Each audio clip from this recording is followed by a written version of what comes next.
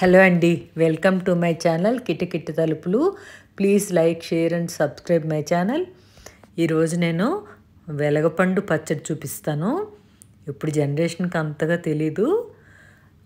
వెలగపండు అంటే కాయ కూడా పచ్చడి చేస్తారు. పండు అంటే ముగ్గిన తర్వాత వెలగపండు అంటారు. ఈ పచ్చడి పెరుగన్నంలోకి చాలా బాగుంటుంది.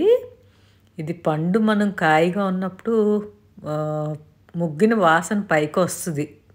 మనకి ముగ్గిందని ఎలా తెలుస్తుందంటే అది మనకి ముగ్గిన వాసన పైకి వస్తుంది అనమాట. ఇది ముగ్గిన కాయలతోటే బాగుంటుంది పచ్చడి, ముగ్గిన పళ్ళతోటే. అవి ఇలా బ్రేక్ చేస్తే బాగా ముగ్గిపోయింది కదా, చూడండి అలా సెపరేట్ అయిపోతుంది. పచ్చిగా ఉంటే అలా రాదనమాట. బాగా ముగ్గిన వెలగపళ్ళే బాగుంటాయి.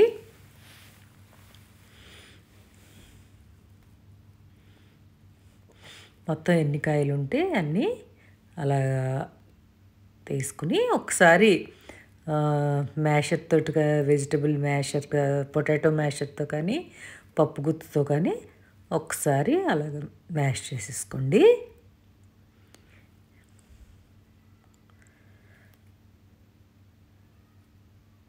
వెలగపండు కూడా హెల్త్కి చాలా మంచిది. ఇది ఎంత గుజ్జయిందో గిన్నెతో కొలుచుకోండి. ఏ గిన్నెతోటి, బౌల్తో కానీ కప్పుతో కానీ దేంతో కొలుచుకున్నారో అదే మెజర్మెంటు బెల్లం వేసుకోండి.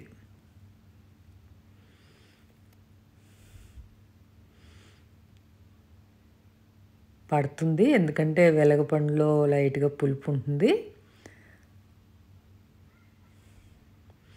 తక్కువైనా బాగోదు, బెల్లం తక్కువైనా. ఇది గిన్నెలు, స్పూన్లు, చేతులు అన్నీ తడి లేకుండా చూసుకోండి, తడి తగలనివ్వకండి. బాగా బెల్లం, మెత్తటి బెల్లమే తీసుకోండి. గట్టి బెల్లం అయితే కలుపుతాం కష్టం అవుతుంది. మెత్తటి బెల్లం అయితే బాగా నలుపుకోవటానికి ఈజీగా ఉంటుంది. ఒక 5 నిమిషాలు అలా కలిపితే రెడీ అయిపోతుంది.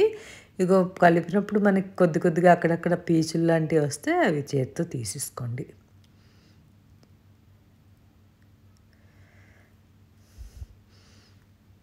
ఇది ఫ్రిడ్జ్లో పెట్టకుండా అయితే ఒక వారం నుంచి 10 రోజులు, 8 నుంచి 10 రోజులు నిల్వ ఉంటుంది. ఫ్రిడ్జ్లో పెట్టుకుంటే ఎన్ని రోజులైనా ఉంటుందన్నమాట.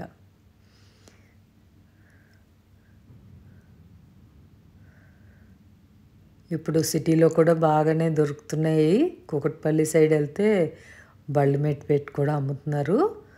ఎవరైనా ట్రై చేయాలనుకుంటే అటు సైడ్ వెళ్ళినప్పుడు తెచ్చుకోండి.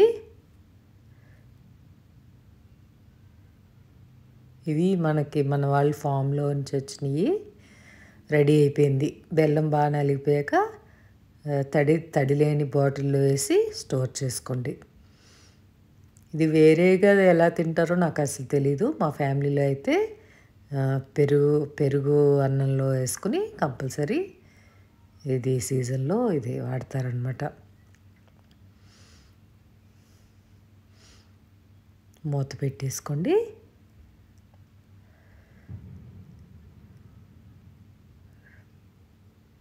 అదండి మరి. Thank you for watching.